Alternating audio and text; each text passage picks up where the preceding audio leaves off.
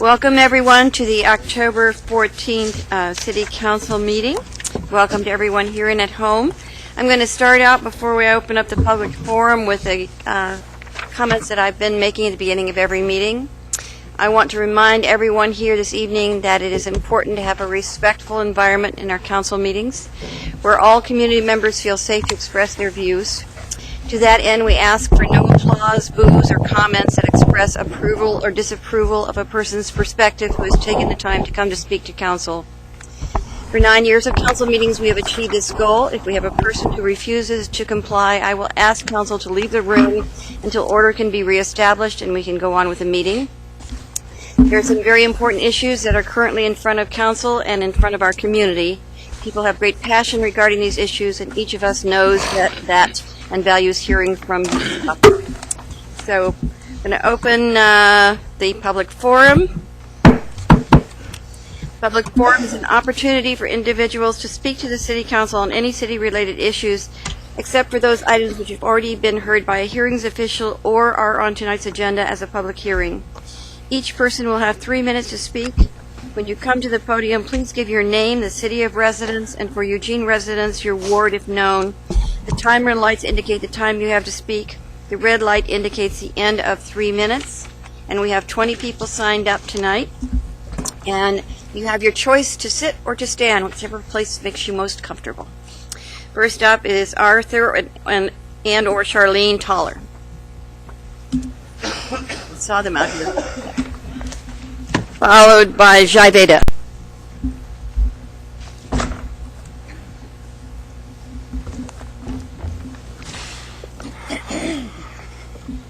Good evening, Mayor, Council.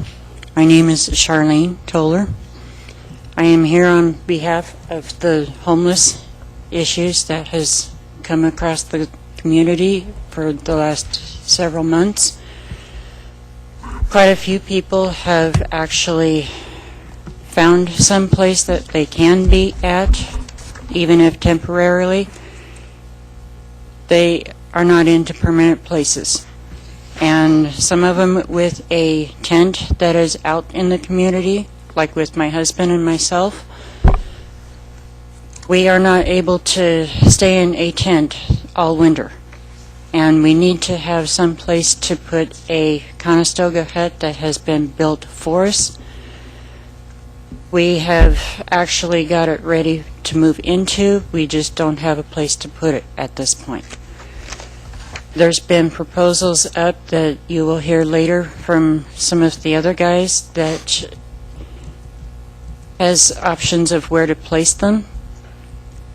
And also there's places available that some churches do have the place for them, but they're not wanting the Conestogas there. We need to have different ones from the community be available to have those places put, even if it's in their backyard and the person is willing to help out with keeping the yard work done or pay rent on using space in the backyard to put the hut at. Some place where they know that they're going to be safe for the winter. They're not going to end up freezing all winter, and they wouldn't have to worry about having to combine into a shelter like at the Egan Warming Centers, even though they have been doing good on the warming centers for the last few years on the winter time. It's getting colder now than it had been, and even into temperatures below 40, it does get cold at night. We need some places that is on the warm side to where we're not going to be freezing all night long.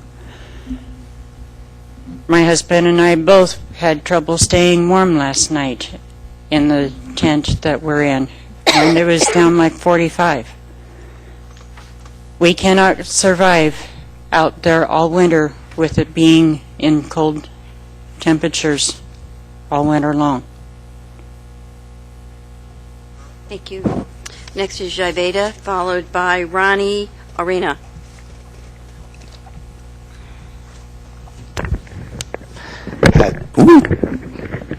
Hello, my name is Javeda. I've been a temporary resident of Eugene for almost 5 months now. I want to start by applauding you. I have protested unhoused issues across the country, and Eugene seems to be a city that is actually willing to make things try to happen. So I would like to applaud you for that, first off. Second off, I'd like to reiterate what the woman before me said. In 50-degree weather with rain, you can die of hypothermia. That is a given. You can talk to any doctor, any health professional, that you can die in these situations. And already in this city, you have lost almost a dozen homeless people, whether that is to situational drug addiction or to hypothermia or to illness or infection, whatever the reasoning. Some people find that they do drugs to stay up all night because they can't sleep, because they're not given a place to sleep. That's not an excuse for doing the drugs, but that is part of their reasoning, that they know as soon as they lay down, the police will show up and harass them. So as I stated last time I was here, there are those three things that the unhoused need. They need a viable location, which you proposed locations, but you have not given any specifics as to where those locations are, or what locations are available to people, or what is safe. And that's something that's needed. Not just told to one person, perhaps on your website, perhaps some article that can tell people these are locations that you can be in. Facilities is that second thing. And those thus far at Whoville and Awake and the Federal Plaza and all these other areas that are popping up as small protest sites have been supplied either by community support or a few by individuals that are struggling themselves to pay for those things. No one is asking the city to pay millions of dollars or hundreds of thousands of dollars. The price of a buck for 1 month is $120. $120. You know, in a month, most people who are unhoused who recycle can usually make that amount of money. But they can't feed themselves if they're paying for a buck for their location. And lastly, and most importantly, is the decriminalization of being poor and unhoused. Since this last meeting when I spoke, immediately after you proposed that you would create these rest areas, immediately after that, within less than 12 hours, 2 encampments were disrupted and swept away in the rain. One of them had a pregnant girl in it who is about 8 months pregnant. 8 months pregnant, living on the streets, and swept away by police because no one gave a reason. You had proposed that this was something that could happen, and it didn't happen. Thank you, though. Ronnie Arena is next, followed by Leslie Robinette. Mayor Piercy and our council members, I didn't write some brilliant speech like last time this week, but I did come wearing some new evidence towards the same issue. Your police are doing this to the vast majority of my people, my friends, the people I call my brothers and sisters, my moms and dads, if you will. And I tremble because I know that we're going to go places where we could fall in the river from sliding on muddy landslides at night. We're going to go to places where your police are afraid to hunt us. And I really don't want that mark on Eugene, because I used to tell my friends how proud I was to live here, how proud I was to know that my city cared. And as long as we are running scared, I can't say that anymore. One of the most brilliant authors and musicians in this day and age is Emily Autumn. And she wrote a book about the oppression of the weaker species. In her case, it was women. In my case, it's homeless. And those people rose up in that book, and they won. And we, the homeless, are rising. You've seen it. We've been a continued issue. And for your police, we've been complained as a problem. And I'm not going away. I don't want to say I fear, but I believe that you council members will know I'm here every week, that you have a council meeting. Councilor Polling and Councilor Syrette, I will be coming to the police commissioners meeting to urge you to at the very least, speak out. Tell your police you want them to work with us. You know, if you've got these locations for us to go, instead of getting our bones broken and bruises and lacerations from which we might die a few weeks later, have them tell us where we can go, or even allow, courtesy transport. Allow them to take us to places where we are legally allowed to be. Because if we can work with the police, we won't fight them. If we aren't afraid of them, they won't have to be afraid of us. I don't want a war. I don't want a war. I want a relationship. I really do. Thank you. Next up is Leslie Robinette, followed by Julia Olson. Okay. You know who I am. I am not going to state Can I it. do it for the record? All right, Leslie? fine. Leslie Robinette. Okay, fine. Okay, we know why we're all here. All right. And I disagree with one of the council members. This is not just a county problem. This is a city-wide problem. All right? Now, okay, I sat in on 2 budget meetings. All right? I don't know what to tell you guys. Okay, yeah, expansion is good. Expansion is what we need. But you cannot you can't just basically, let's just say, for the budget, go and expand without basically expecting to involve everybody, even the homeless. The Constitution was basically for the people and by the people of the United States to establish and ordain. That doesn't mean the rich. That doesn't mean the poor. That does not mean the middle class. It means everybody, including the homeless. And I feel like that you guys are trying to just sweep this underneath the carpet. Okay? Yeah, some people might want to work with us, but where's the overall result? Where is the rest stops that are basically that we agreed on in last meeting? Where are they? So basically, and winter's coming. Okay? I do work the warming centers, and that puts a dangerous strain on us. Okay, because what people don't understand is we got to pick up the slack from a lot of the homeless that are not housed, and that's not right. All right? My girlfriend died along with 2 of my friends being exposed to the elements. Now, how would you like it if the roles were reversed and that you guys, one of you guys, was actually out there and basically exposed to that? That's all I got. Julia Olson is next, followed by, looks like Tayo Olson. Good evening. My name is Julia Olson. I'm a resident of Eugene, and I'm in Betty Taylor's ward. I'm also the executive director of our Children's Trust, an organization here in town that's working on climate change on behalf of young people. I was here a few weeks ago in September, which was a month where rainfall in western Oregon shattered all prior records, according to the Register Guard. One result of climate change are these kinds of extremes in weather events, and we'll see lots of rain falling all at once, and it's not able to be absorbed into the soils, and so it really affects our ecosystems.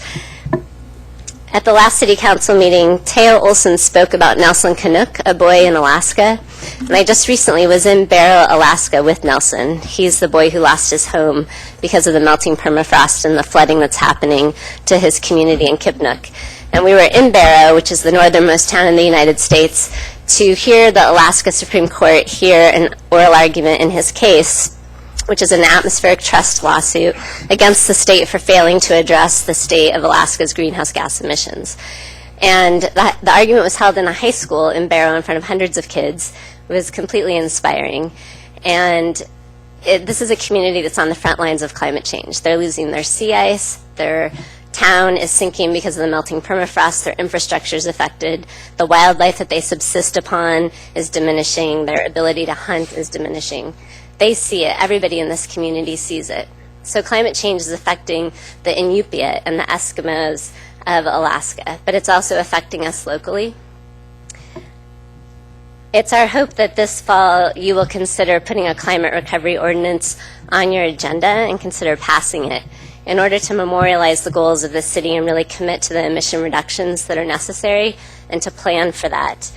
And I'm reminded tonight that you all have very pressing issues to address, from the homeless citizens of our community to parking downtown and business interests. There are lots of pressing issues of the moment, but I ask that you have foresight and use your wisdom and your leadership to really plan for what will face our children in the future. And the reason is unfortunately climate change is known to be a slow violence, so it continues to get worse, and we don't see the full impacts today, but it's only today that we can fully address the full impacts by really reducing our emissions. So thank you. Next up is Teo Olson, followed by, looks like Ima.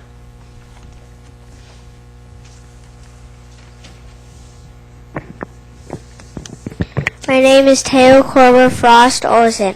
I live in Eugene, Oregon. I'm 9 years old and in 4th grade.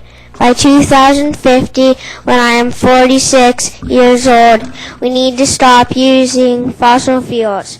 We need to bike, drive less, unless we use electric cars. I want Eugene to have a bike sharing system like other cities have.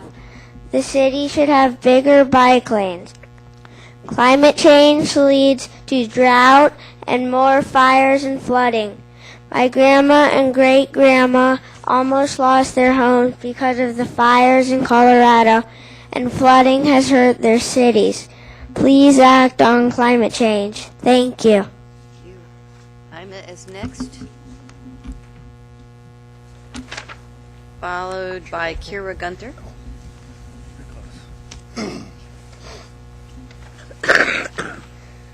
I'm Emma. Hold the mic up so you don't have to crouch over. Okay. Yeah. I'm Emma. I'm 10 years old and I live in Eugene. I'm here to talk about climate change. Climate change is affecting all the plants and animals and also melting ice glaciers. The result for that is rising tides, and soon some of the islands will be covered up completely. But if we can reduce emissions by only 6%, we can make the world a better place. Thank you. Thank you. Kira Gunter is next, followed by Esteban Camacho Stephenson.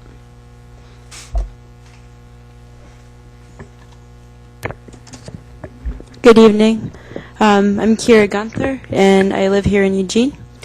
I am an environmental studies major at LCC, and in the last few months I have had the opportunity to work with a wonderful and inspiring group of young people to address the consequences of climate change. And during my younger years, I was haunted by the talk of climate change and the destruction of our natural environment. Growing up in the Midwest, I was out hope or direction for a sustainable future, and I felt as though I was the only one that recognized the need for immediate action. Now, here in Eugene, I am empowered by this progressive city and inspiring youth, and we ask you, City Council, to join us in considering an ordinance that we're proposing in coming months that would legally commit Eugene to emission reductions and initiatives that would transition this beautiful city off of fossil fuels. I have only been here 4 months, and the people in this city have completely changed my world. Please continue to inspire me, the youth, and the rest of the country by taking a strong stand against climate change. Thank you. Esteban Camacho Stephenson is next, followed by Elizabeth Brown.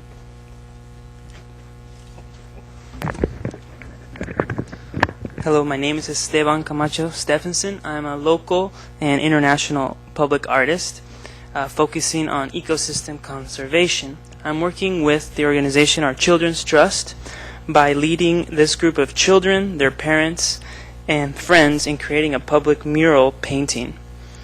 The images will be created for the Eugene community. The mural will be located on a main street, hopefully Willamette Street, so that our message is visible to a wider audience of people. The mural will show both local, environmental, legal achievements and challenges.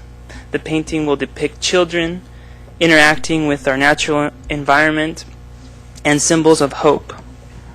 I recently worked on a mural in Costa Rica for a building owned by Partners of America.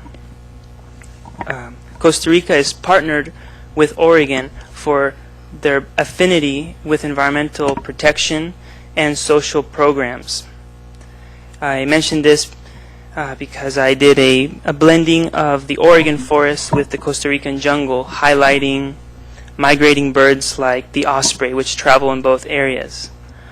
I hope that creating public art can complement our efforts in emission reduction. This is a challenge fought on many fronts: political, activism, art, and many others. Thank you. Elizabeth Brown is next, followed by Gordon Levitt. Hi, I'm Elizabeth Brown, and I'm a Eugene resident, and I work for the organization Our Children's Trust. I am a climate activist, but I am not an environmentalist in the traditional sense. I've come to this issue of climate change from a human rights and social justice perspective. In 2005, I volunteered at the evacuee center in Houston after Hurricane Katrina, and I saw the government neglect of the evacuees and the injustices that followed Hurricane Katrina as a microcosm of global climate change and the injustices of climate change. And climate-related extreme weather events have brought and will continue to bring about humanitarian crises, conflict, forced migration, all to those who are least responsible for causing the problem. And over the past 2 years, I've had an amazing opportunity to work with these incredible young people through Our Children's Trust and some of the top climate scientists around the world. And I've come to realize that this is an intergenerational justice issue as well. And climate change will have extremely adverse impacts on the poor, disenfranchised, the young, the elderly. But it's also going to have economic impacts that affect businesses and the affluent. And so in 2012, the federal government spent more on dealing with the impacts of climate disruption than they did on transportation and education. And paying for climate disruption was one of the largest non-defense discretionary budget items in 2012. And I applaud the efforts that this council has taken on climate change so far. And even though I know that you don't have the authority or budget of the federal government, all governments have an obligation to protect crucial natural resources on behalf of their citizens. And I respectfully request that you put our proposed climate recovery ordinance on the agenda for 2 of your meetings this fall. Thank you. Up next is Gordon Levitt, followed by James Beeson.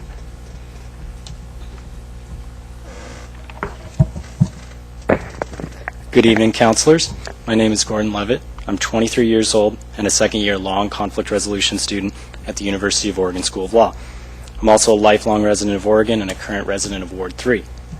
I'm testifying tonight to urge the City Council to protect current and future generations by taking further action on climate change. 2.5 weeks ago, the Intergovernmental Panel on Climate Change, better known as the IPCC, released a new summary of scientific findings on climate change. Over the past 4 years, more than 250 authors from 39 countries worked on a 2,500-page report citing to over 9,200 scientific publications in order to assess the current state of our climate. Some of the key findings are: warming of the climate system is unequivocal, and since the 1950s, many of the observed changes are unprecedented over decades to millennia. The atmosphere and ocean have warmed, the amounts of snow and ice have diminished, sea level has risen, and the concentrations of greenhouse gases have increased. It is 95 to 100% likely that human influence has been the dominant cause of the observed warming since the mid-20th century. Continued emissions of greenhouse gases will cause further warming and changes in all components of the climate system. Limiting climate change will require substantial and sustained reduction of greenhouse gas emissions. The Council has an opportunity to engage with these time-sensitive issues this fall. 3 weeks ago, I and several youth came to City Council and asked you to consider an ordinance that we have developed. This ordinance would commit Eugene to the goals stated in the 2010 Community Climate and Energy Action Plan and would allow the city to develop a new comprehensive climate and energy plan that limits climate change by achieving substantial and sustained reductions of greenhouse gas emissions. It is our hope that you will discuss the ordinance as an agenda item at an upcoming council meeting. Thank you for your dedication to climate and energy issues, and we look forward to working with you to continue Eugene's environmental leadership. Next up is James Beeson, followed by Charles Hibbett.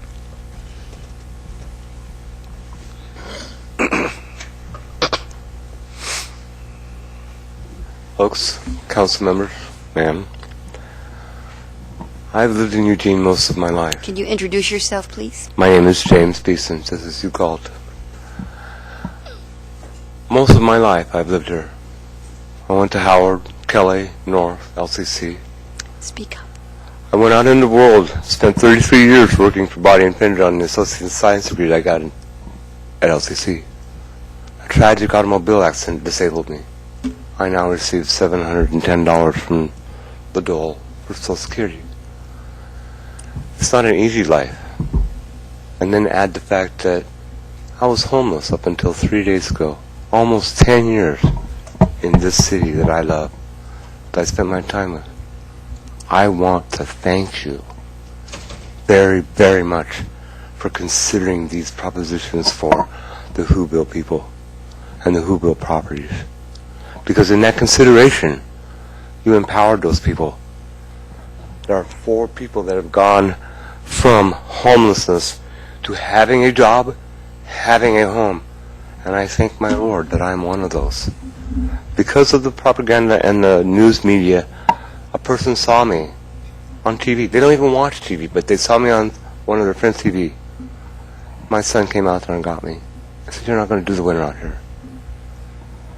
I came here today to challenge you to see what kind of people or humans that you are.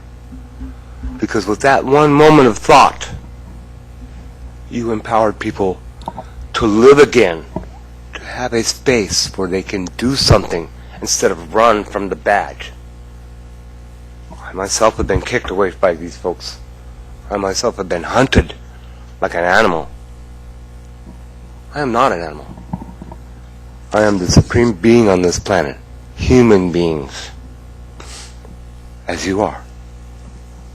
We're the upper food chain link. But somehow we seem to think that some of us are less than others. So my challenge to you is to choose amongst yourselves, except for this young lady here, Mrs. Taylor. She would outstrap us all and leave us in shame.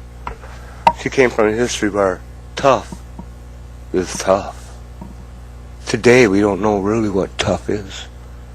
Homeless people endure it. They live it. I've seen people in garbage cans who outwalk me. I'm disabled. I don't walk real fast, but I can walk.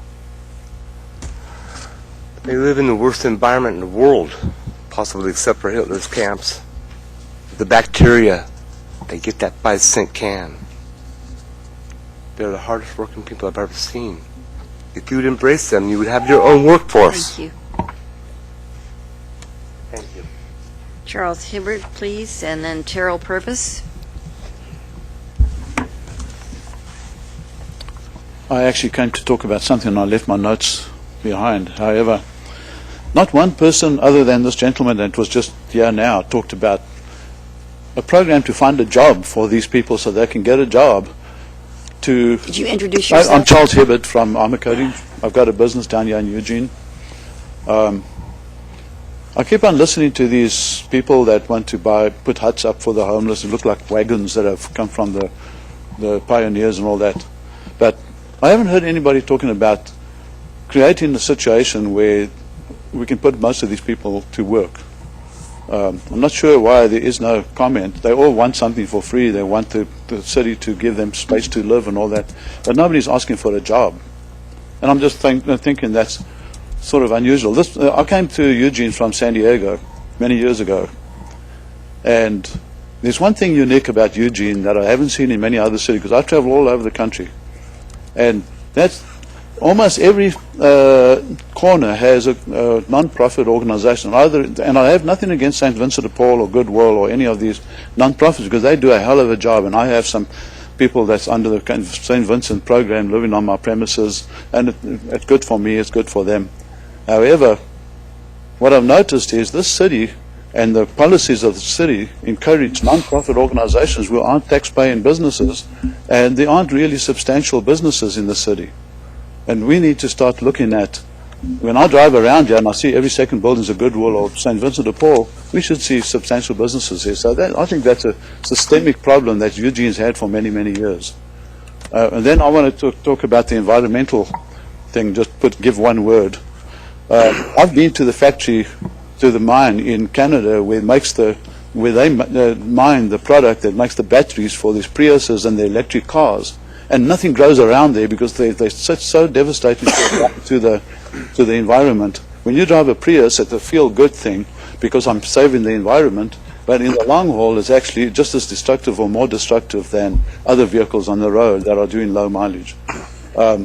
I got a customer in Greenland, and one day, about a month ago, he said to me, you know, Greenland is called Greenland because it used to be green and vital and lush, so that the Vikings used to grow stuff on there, and now it's all ice and glaciers and that. So the world is an organism that changes. Sometimes we've had ice ages, sometimes we've had warmer times. And these people that think that, I like a clean environment too, but for them to disrupt our economy and try and stop the industry and what's made America the wealthiest country in the world and the best. Okay, and that's all I want to say. Cheryl Purvis is next, followed by John Simpson. Cheryl? But don't see Cheryl. Okay, so John Simpson, you're next, followed by Eric DeBoer.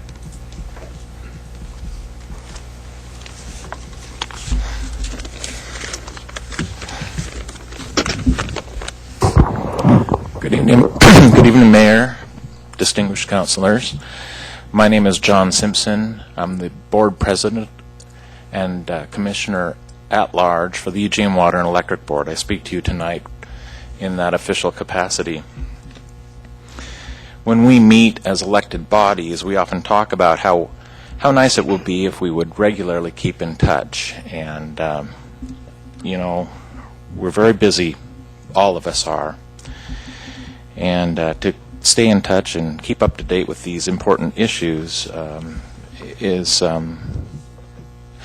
often is difficult to do as weeks turn into months, turn into years, and we don't want to have that happen. So again, better late than never. So I want to give a couple highlights and share what's new with eWeb.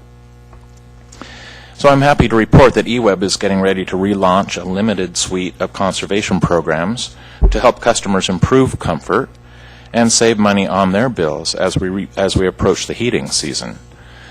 As always,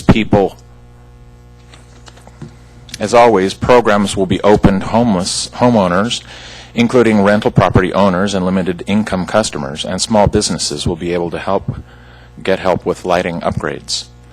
We've taken the hiatus as an opportunity to make some fundamental changes to our program model and policies to ensure that energy services can continue within the financial constraints facing the utility today.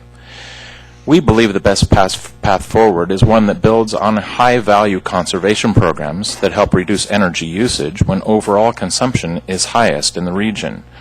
So one change is the program selection and incentive levels will now take into account whether a particular conservation measure helps reduce energy during peak usage times, which helps to stabilize overall costs for all eWeb customers. We've also made changes to ensure that residential and small business customers will have programs available to them without future interruptions. With smaller conservation targets and budgets, we'll need to monitor participation levels closely and might need to make adjustments to maintain program continuity. Looking ahead at a broader set of energy management programs are in design and will be available in 2014. We will continue to incorporate new technologies, such as heat pump water heaters and other measures that will help peak energy management. On a related note, earlier this month, the board unanimously approved moving forward with a smart meter project that takes an innovative and customer-sensitive implementation approach. Once staff gets a series of key details worked out, customers will be able to opt in to a smart meter program, which is a huge departure from our earlier plans for large-scale rollout of new metering technology. Under this new approach, we will spend the next few years testing smart meter pilots, and I will provide additional testimony to you in written form so that you can have this full presentation.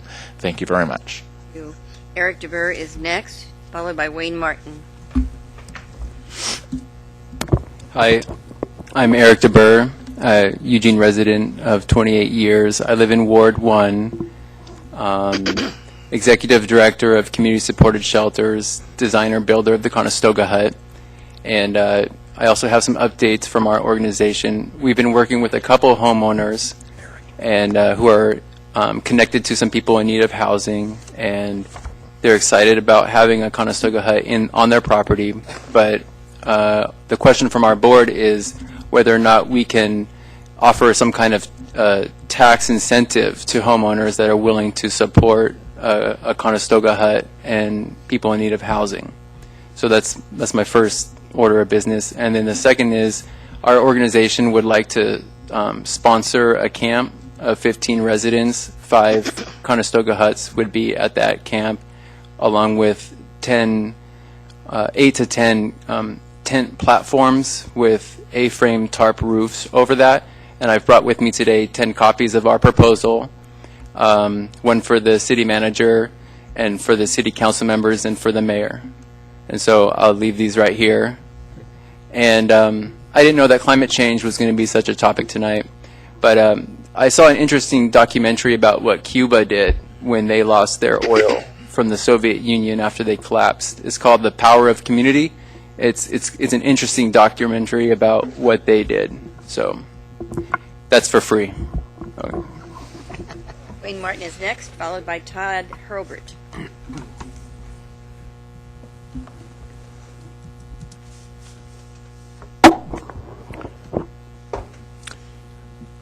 Mayor Piercy, council members, my name is Wayne Martin. I've been here before.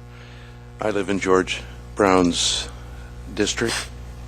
I'm at 1223 Washington Street. I thought it might be helpful, I hope so, if I brought a motion with me that I can pass on to my councilmen. This motion is intended to follow up the actions that we have approved implementing rest stops at select sites within Eugene in previous action and motions in the City Council. I've had the privilege, first of all, of meeting with city staff last Monday and of discussing with them with details with both Michael and with Sarah. And I'm assuming, but am not privy to any follow-up that has come from that meeting, but I'm assuming there may well have been. And so this motion combines what may already be on the books as a recommendation. So here's the motion. I move that the council approve the site at Hilliard and Broadway under the sponsorship of the Nightingale Foundation, and a second site at Garfield and Roosevelt, designated principally as a veteran site, under the sponsorship of Community Support Shelters. The motion is open to the recommendations of the City Manager's Office and urges that the sites be in place no later than November 1st, 2013. I ask that the motion be presented, seconded, and open to an array of conversation and comment so that we may perhaps move this process to where it needs to go. Thank you. Todd Hurlbert is next, followed by Heather. Todd?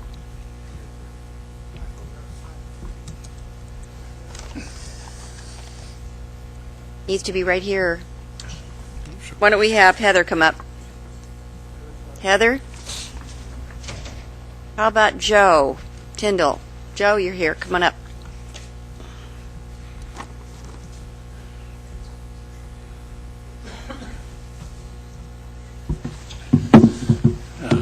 Good evening.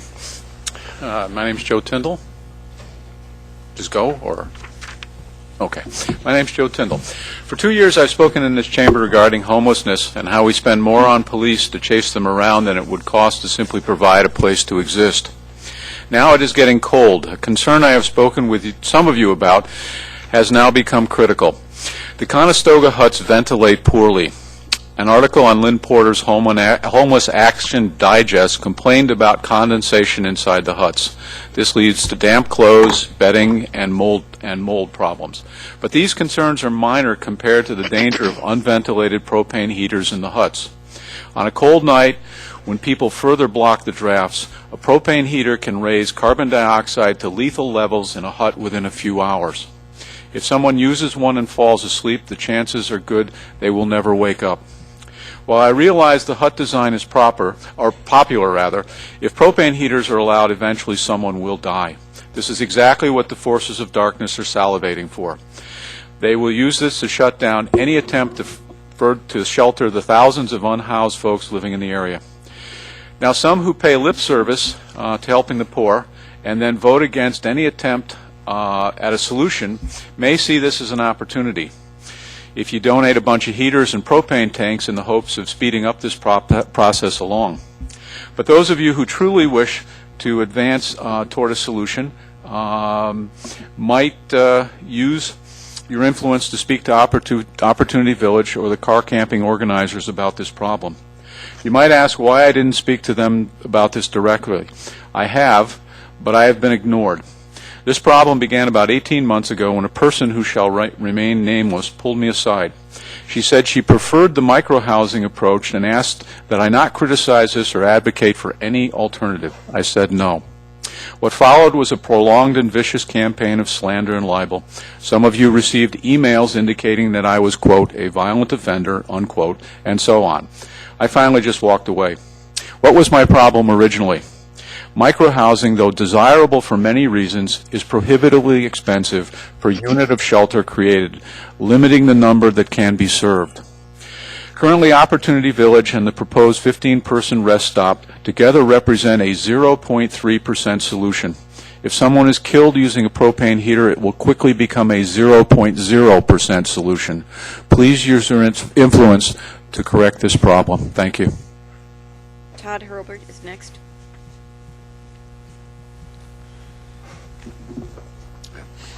My name is Todd Hurlbert. I'm a resident of Whoville. First of all, I'd like to thank the mayor for meeting with us earlier this week. I think it was a very productive meeting. I think we opened up some good lines of dialogue, and you were very open. I think you were very receptive to what you heard, but you also were very clear in sharing the limitations that you have in your position to help speed things along. And I think that the situation we're in now shows that. So I have spoken personally with the mayor, so I'm really speaking to everybody else up here right now. We need to get this proposal in action. Since the first Monday when the rest stops were tentatively approved, we've had some of the highest rainfall in a long time. Been one storm after another. At the time that the proposal took place, there were 2 Whovilles in place that could have functioned very well for the community. Has been the pattern because of the need in the neighborhood. They grow. They get too big. They get away from the concept of Whoville, and then the problems that everybody doesn't want materialize. Because of that, and what I've been told of the perception that the city does like the Hilliard Broadway site, but since we're currently on that, nobody wants the appearance that it was a forced issue. To alleviate any of those concerns, tomorrow we're going to move off of that site. We're going to move to a neutral site so the process can take place, so there's no appearance. This is nothing more than the process working. Different groups of people within the community coming together. And, I've left my number with the mayor. If anybody wants to call me first thing tomorrow morning, I will spend every day this week. We could pick this site by the weekend. We can get this rolling. The result is, from Whoville number 9, tomorrow we're going to have a Whoville number 10, a number 11, and number 12 in our community. We grow every time we split. That causes more concern. So the longer that we take, the more concern based on something that is ready to work and is ready to be good for the community. So I want to thank you guys for supporting this and listening, and please give me a call. I'll work with anybody up here to make this a reality. Thank you. One more time, is Heather here? If not, I'm going to close the public forum and thank you all.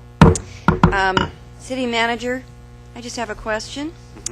Do we know when we're going to be able to bring back the a site for the council to? I don't have that, but we'll send you something soonest on that. I know they're working on it. I know some of you have been in those meetings, so I know that it's in motion. I want to thank John Simpson from eWeb for coming and sharing that information with us. I want to actually thank, Charles is still here, thank him for making space on his property to help people. And I know that Terry McDonald with St. Vinny's and the folks in a lot of the other agencies spend a lot of time trying to get people into jobs and trying to help them move forward.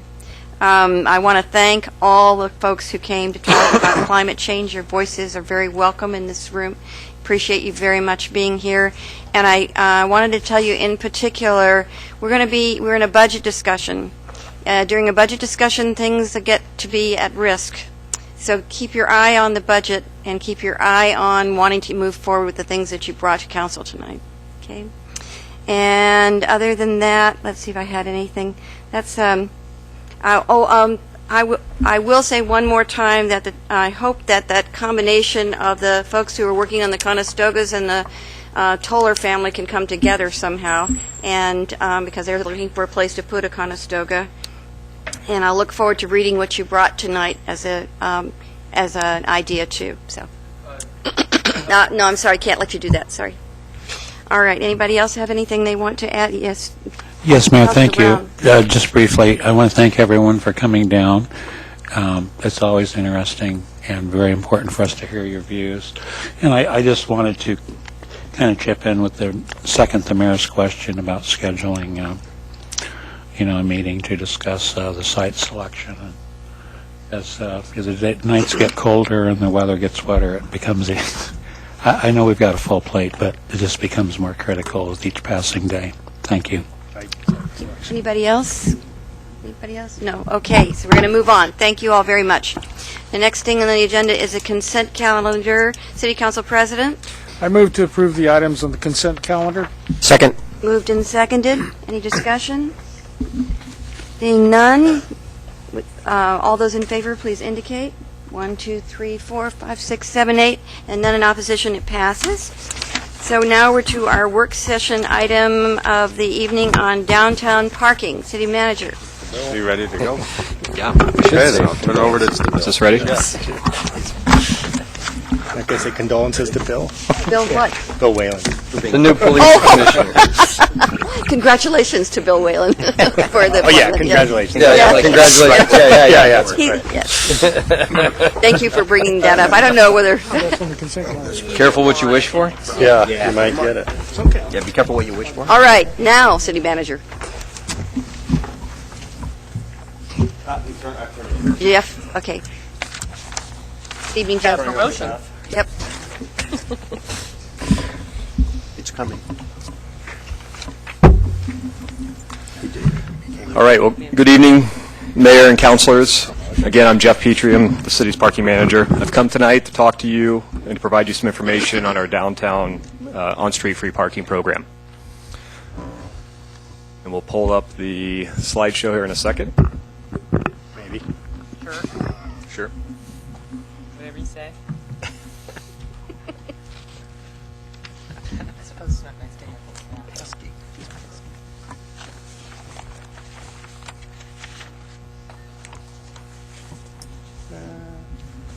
All right. All right, there we are. So the last time we discussed parking, our downtown looked a little bit different. The greater West Broadway area was characterized by 2 holes in the ground and was less inviting for businesses and customers. This was not our desired downtown. Based on council discussions, we developed 4 downtown strategies that would reinvigorate downtown. The 4 strategies focus on jobs and redevelopment, safety, parking, attractions, and amenities. But before we begin, let's take a few minutes to define downtown parking. This is a map of our downtown plan areas showing off-street parking locations in tan and blue. Off-street parking locations are what you think they are. They're parking lots and garages that are off the street. The tan and blue areas represent about 14,000 parking spaces in our downtown area. The city manages about 20% of those in our parking structures, or about 3,000 spaces. Since we last saw this map a few years ago, we've made some changes in our downtown parking inventory. We've developed the lot that was across from the downtown library where LCC now sits. With the changes at City Hall, we let a lease go on a parking lot that was southeast of City Hall, and we're currently scheduled to sell the quarter block of parking on the south side of City Hall to the Shed for their future developments. The city also manages about 1,000 on-street spaces, which is a component of our downtown parking strategy. A few years ago, we talked about the downtown parking strategy, where we discussed ways to improve the parking program, including implementing easy payment options, increasing parking garage security, marketing the downtown parking system, and expanding free parking to the streets. This map shows where most of our on-street customer parking spaces are located. Those are kind of blue tubes along the streets there. One of the unique characteristics of downtown Eugene parking is that we have very limited on-street curbside parking relative to the off-street. It's almost a 1 on-street space for every 14 off-street parking spaces. What that also means is that we have a very pedestrian-friendly downtown. We have bulb outs, we have sidewalks, we have narrow streets, and we have very limited parallel parking on the street. In 2010, the city's free parking options were extended to the curbside parking in a 12-block area here on the map. Thank goodness. Council direction when it was removed the 288 meter heads in this 12-block area and installed time-limited signs. In 2010, the previous year's collected revenue of those 288 meters was $210,000. In today's parking dollar, that's roughly about $290,000 per year. In addition to removing the meters, council asked staff to bring back an assessment of the 12-block on-street free parking program. And that's why I'm here tonight. 2 studies have been completed over the last 2 years. I'd like to share some of the summary results from the studies. The reports are large, many pages, and so we put them in a PDF online on our website. The first study, Free Parking, Evaluating the Impacts of Downtown Eugene On-Street Parking Program on Retail Establishments, was done in the spring of 2011. The city partnered with the University of Oregon's Department of Planning, Public Policy, and Management to complete a downtown parking study in exchange for assisting a student in completing their graduate work. The study is Claire Otwell's graduate thesis for her degree of Master of Community and Regional Planning. The study methodology contained 2 parts. There was a business survey and an on-street parking count. Let's take a look at the business characteristics of those that responded in the survey in 2011. The industry sectors in 2011 of the 12-block on-street free parking program of those that responded was characterized by retail, food services, professional services in this area. The survey asked the businesses to talk about the positive effects of the free on-street parking program. The top 3 items here is it draws more people, it's convenient, and it improves public's perception. The survey also asks about their perceptions of the negative effects of the program. When asked, the responses focus on limited turnover of the on-street spaces and employees' use of on-street spaces. The second part of the study was a parking occupancy count. It's literally what you think. We know there's about 300 parking spaces in the 12-block area. The master student went out several times a day, several days a week, and just counted the number of cars that were observed parked on the street. And so what we see here is a trend that's fairly consistent in our downtowns, many downtowns, that in the morning there's fewer cars parked, and as the day heats up, as activity heats up, retail activity starts heating up, we see more cars there. So if we take this and assume there's about 300 cars, 80% occupancy says there's about 240 of the 300 spaces occupied on street in the 12-block area.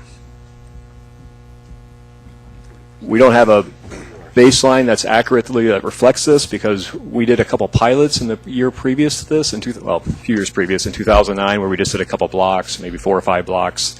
The trend line looks the same. We just don't have data to compare before and with this study right here. But this gives us a baseline for our study in 2013. So in the study, they conclude that free parking program is likely drawing more patrons down.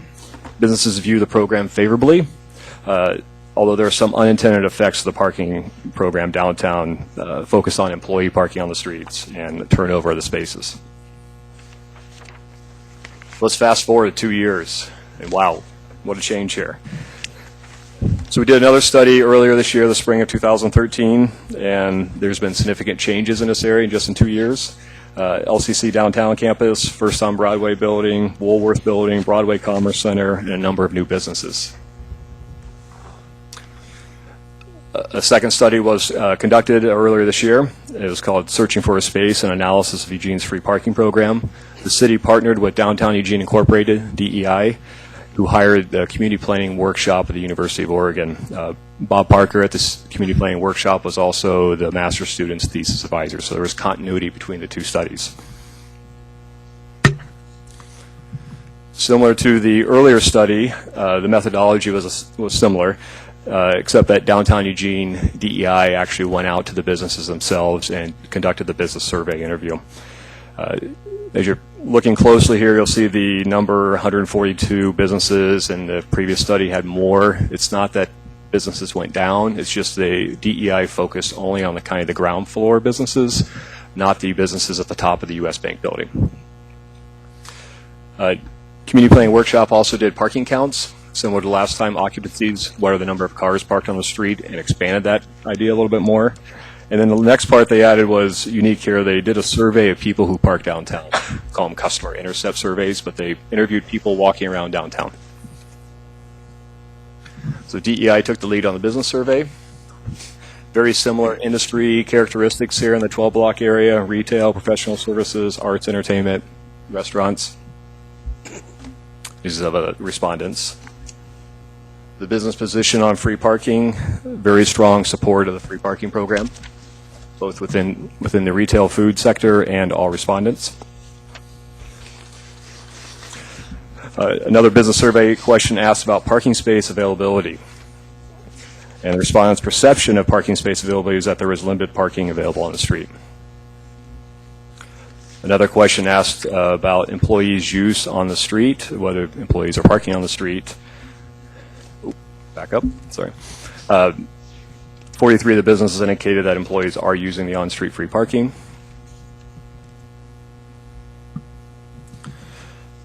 And then the survey asked a question of how well is the program working. And from a business perspective, feelings are mixed about how well the free parking program is working. Then the survey also, similar to the last survey, asked for comments about the on-street free parking program. And the concerns focused on employee use of on-street parking spaces, the mixture of free and paid in our downtown area, and the available parking on the street. Very consistent with the previous study. Another question in the survey was the contribution the free parking program had to increase revenue at the businesses. And in terms of the impact of free parking on business revenue, the majority of respondents indicate not much of an impact on increasing revenue. Let's go to the customer side of things. Community Planning Workshop also conducted a customer intercept survey in the month of April. It was about 50 people they interviewed, and they're all within the 12-block free parking area. So they asked the people, how long were you coming downtown for? And so mostly 1 to 2, 2 to 4 hours, so a 1 to 4 hour block of time there. Why do you come downtown? To eat, drink, and work. Hopefully not in that order.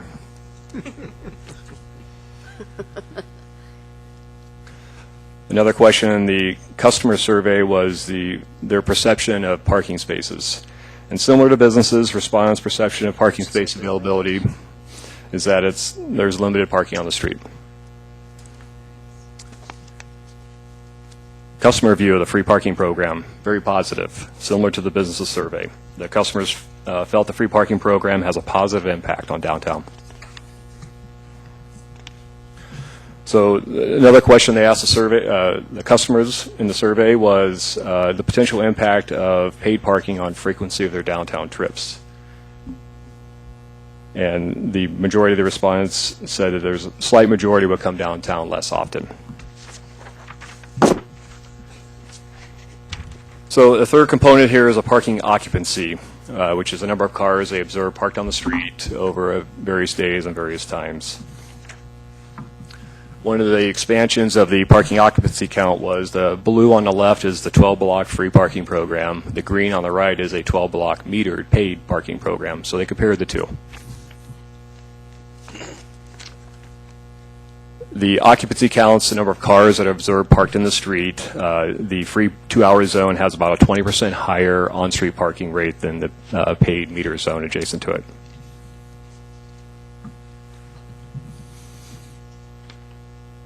Because of the commonality in the studies, they were also able to compare the 2011 with the 2013 analysis here, the weekday counts. Very similar trend as you're seeing in the parking occupancies here, but the studies show that there's about a 14% increase on average from 2011 to 2013 on street and free parking program. Another part is the community planning workshop was able to calculate the average weekday parking occupancy. We'll just call this where do people park when they come downtown. And so when they come downtown, their first locations are on Charlton, West Broadway, Olive, Willamette Street. The next options are on 7th and 10th, a little bit on 11th, and Lincoln's kind of the last option there. So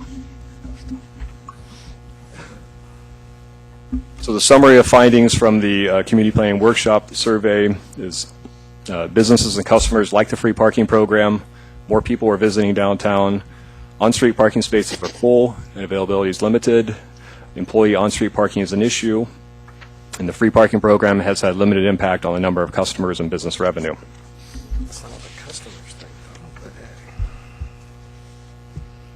So next steps, we're going to continue to analyze the operations of the downtown parking program. We will try to optimize performance of the system while addressing some of the negative consequences that happen with the current program. And we hope to do this all in light of the financial challenges in the parking fund.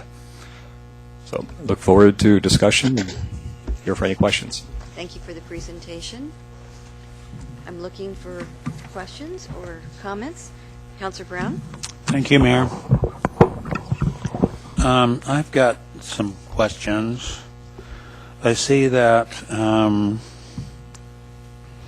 FY10, the foregone meter revenue was $210,000 annually because of going to free parking in that zone. Is that correct? Yeah, so the every meter, we're able to, for an auditing purposes, we know how much every meter collects in the city of Eugene. And so what we did is we took the previous year's revenue, and it's in the $210,000 range that the 288 meters had collected previously.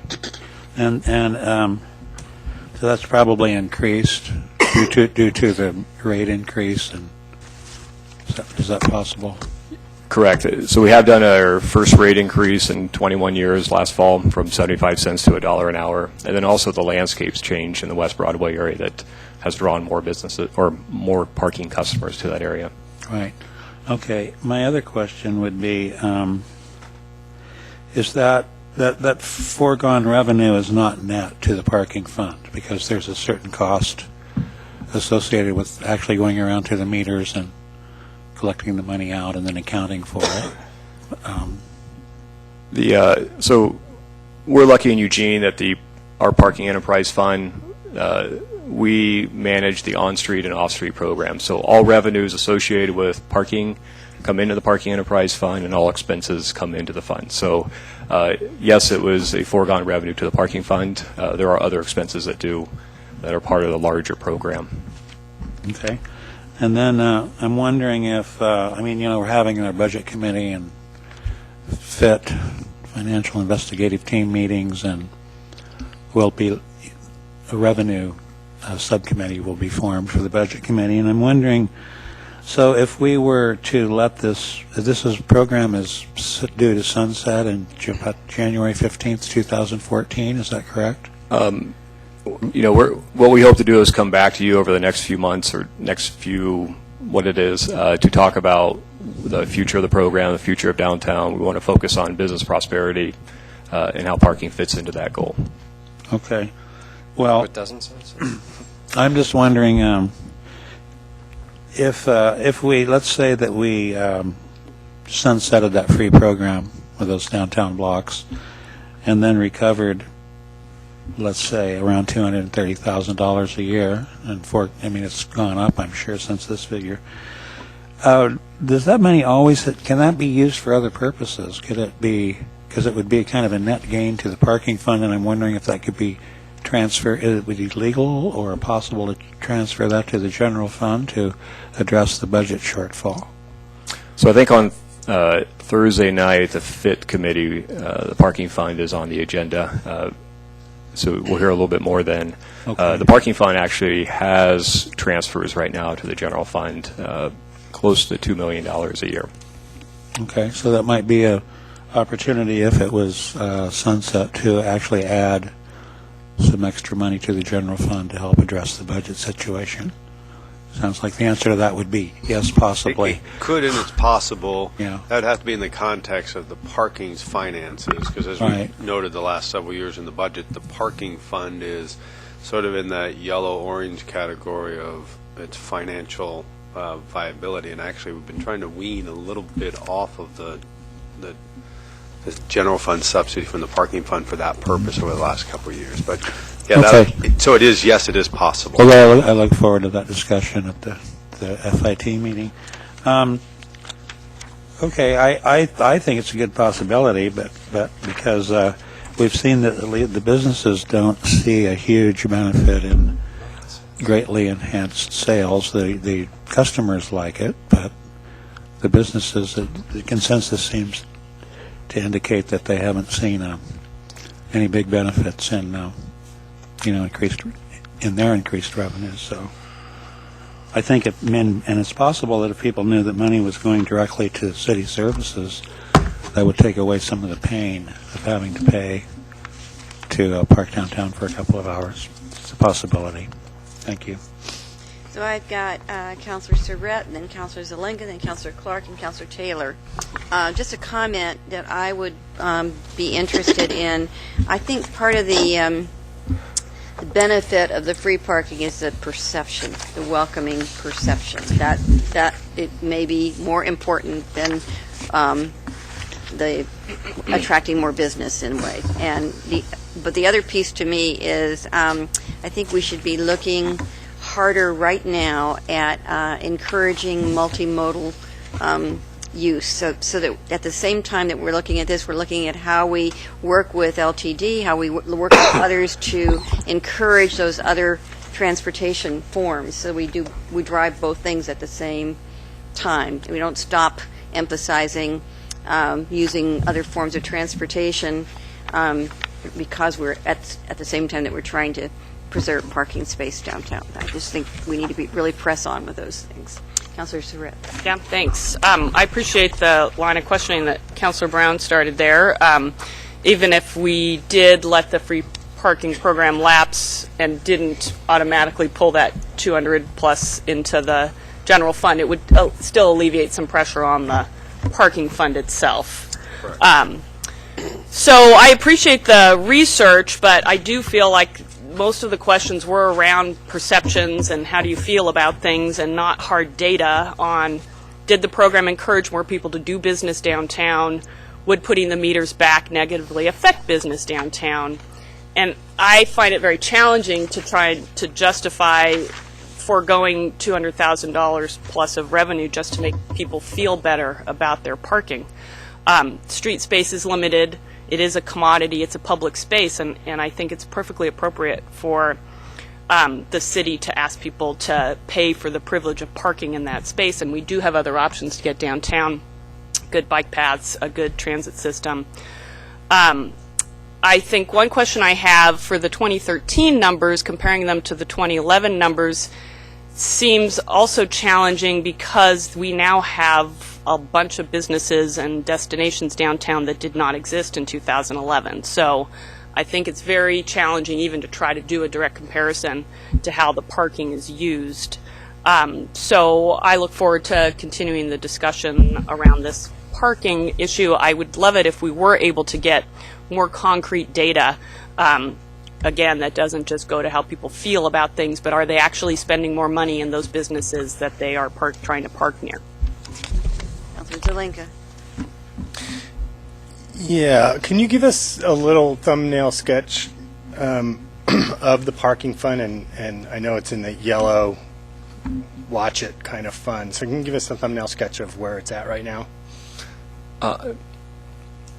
Total amount, ins, outs, revenue, expenses. Yeah, so there's a lot of, it's about a $5.5 million a year program. There's a couple transfers that happen to the general fund. One's a general contribution of about $1 million. A few years ago, we worked on this rearrangement where the parking fund transfers money into the general fund for the downtown police services of $800,000, and that doesn't include the overhead, the CSA payments. The operating our downtown parking structures is about $1.1 million a year. There's another about $900,000 for the enforcement program across the city, downtown to campus.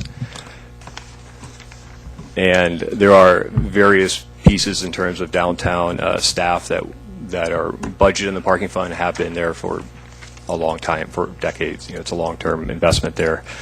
The revenue piece, in downtown we have several areas of revenue. You have the parking permits in the parking garages. It's around $1 million a year. There's the on-street paid system, which is in the $500,000 to $600,000 a year. Campus is mostly parking meters, which are about $1.2 million a year.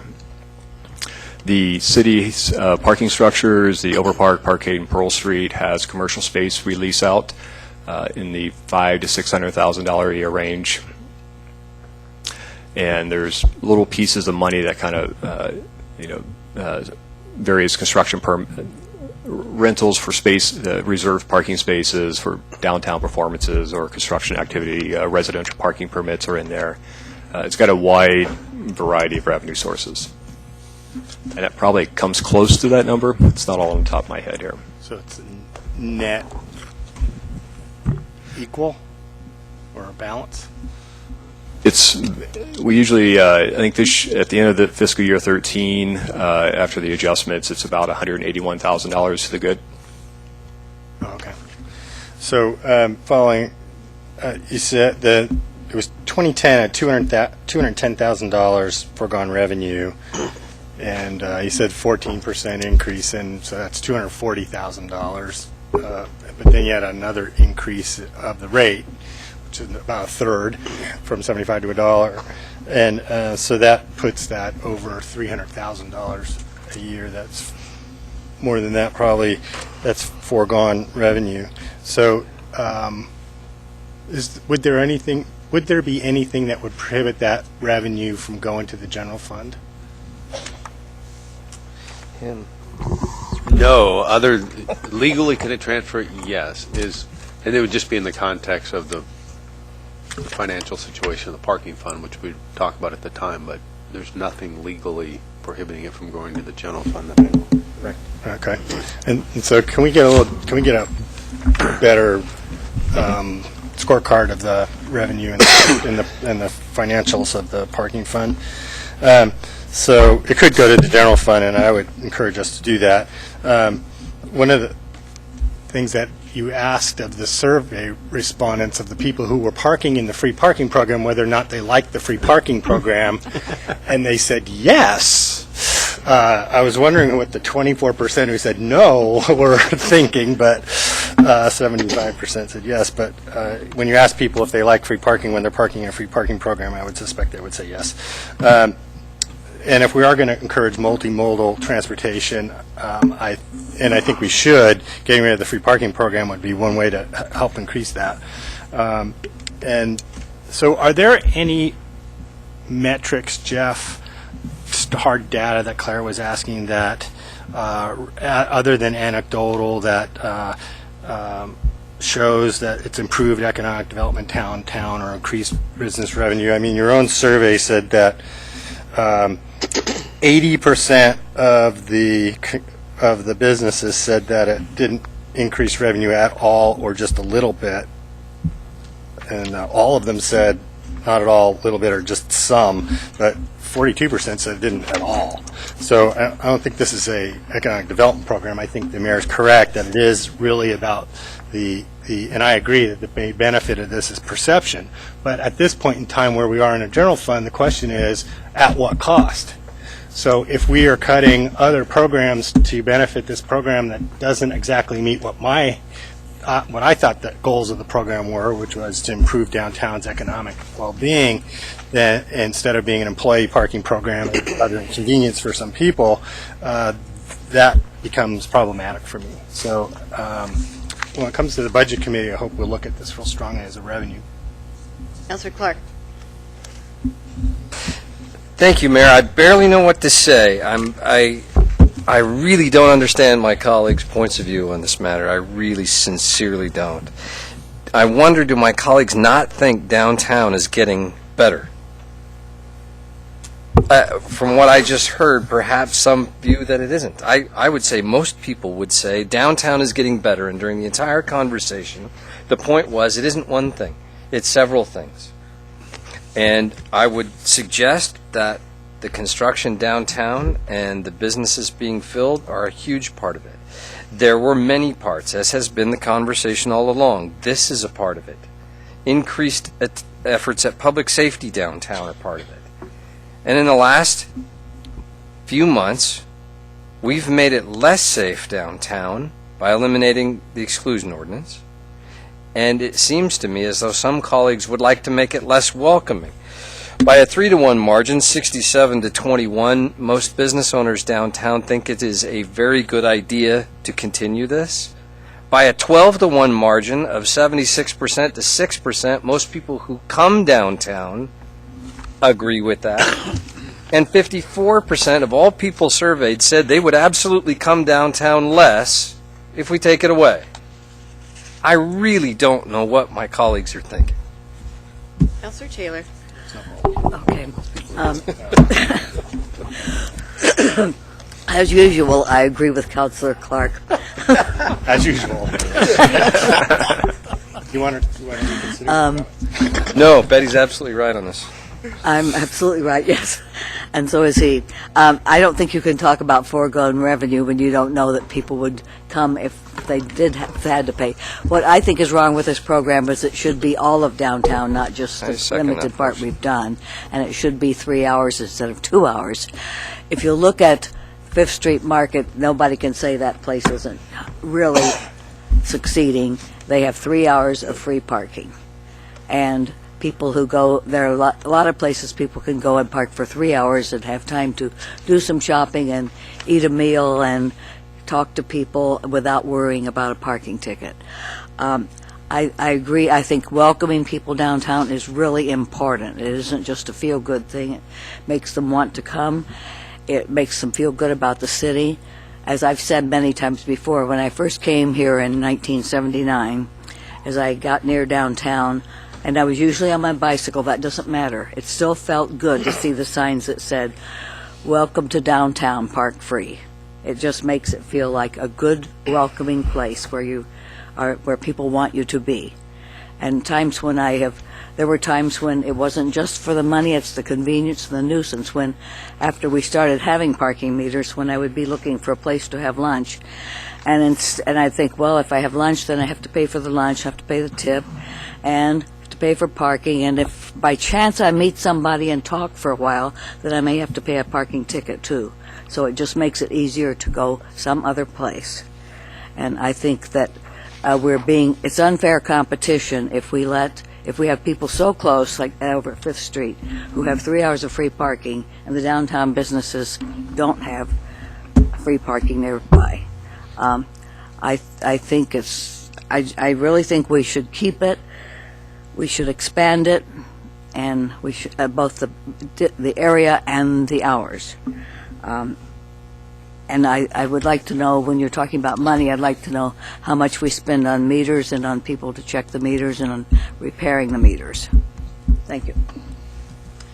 Jeff, the only question I have actually is in answer to the discussion. I happen to know that Chalmette has complained. I mean, you may have solved that for them, but they were complaining about not having spaces available for their customers to come to the store because people would park in those spaces and use them all day. And I think you took care of that, and I appreciate that. But I don't know how many other people, businesses, are concerned about, long usage of the parking spaces, or employees using the parking spaces. I know you get a lot of questions about those kinds of things, so maybe you could give us a sense of that. I'm going to defer to the study in terms of the bigger questions about the employees and the perceptions there, because we're not tracking the employees in terms of knowing where you work and where you park there. But we do try to respond to some of the challenges. There are some locations where they may operate a restaurant with a sandwich shop that wants quicker turnover on the street versus a restaurant where you're sitting there for a while. And so we're trying to figure out how to make the signs work for their customers that need to pop in, as well as meet the needs of people who want to be there longer. So Chalmette is one where we put some shorter time limit signs there. OCT, Oregon Contemporary Theater, they're having some challenges right now of loading people in for 250 shows a year in the evening hours, which is a good problem to have, and trying to figure out how to let them have that for their shows. Willamette Street is very limited parking on that street, and so we have a couple of small businesses there that we're trying to make sure that we create turnover so their customers can get in. So there hasn't been a lot, but when they do come up, we're trying to address them and figure out where to put the signs. The other question I have is, I know that you've been working on, people used to do a lot of bad mouthing about the parking garages, and I know with the work that you've done on the art pieces and things like that, the graffiti's down, and I think you've done more lighting and tried to make it feel like a safer location. Do you feel like we're making progress on people's usage of the parking garages? I like to think we're making progress on their perceptions of it. The data on the usage, we actually have a lot of big companies that have moved downtown, Palo Alto, Sykes, and they're parking in our parking garages, and they're filling up our parking garages. Broadway garages, which people think as empty garages, are 70-80% occupied. So there's some good things there, and we need to the investments in security we have done, simple paint on some of the concrete there, the investment in the art that we've worked with the local community. That is all kind of changing the perception there. It's been a challenge to track those numbers by garages because we've had so much construction activity down, and so the construction workers came in, boosted it up, and then they left, and people came downtown. So it's been fairly consistent, and we have garages all over the downtown core. We kind of ring the center of downtown. So there are the Overpark, Pearl Street Garage, and the East Side are heavily used. Broadways are there. Holt Center is there for performances. The Parkade has some challenges in that location. So it varies by location. Councilor Zelenka.